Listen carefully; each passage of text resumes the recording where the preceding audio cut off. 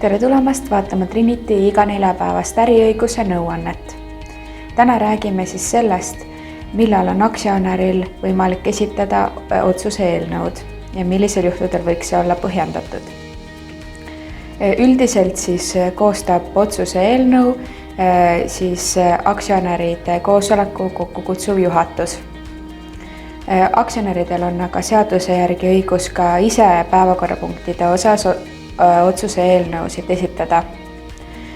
Näiteks, millisel juhul siis see võib üldse asjakohane olla, et kui päevakorrapunkt näeb ette näiteks nõukogu liikme valimise ja juhatuse poolt esitatud eelnõus toodud isikud teile näete, et keegi teine on nõukogu liikmeks oluliselt sobivam, siis ongi õigus aktsionärina, kui su aktsiatega on esindatud rohkem kui 1/10 aktsiakapitalist, teha siis ettepanek, et selle sama päevakorrapunkti all ehk siis nõukogu liikme valimise all valida hoopis nõukogu liikmeks hoopis teised isikud kui juhatuse poolt näidatud isikud.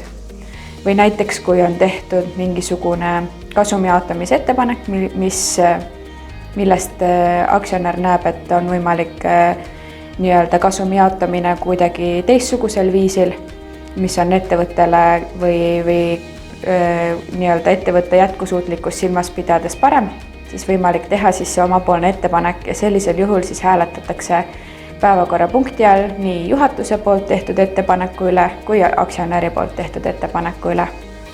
Aitäh! Kohtumiseni järgmisel neljapäeval!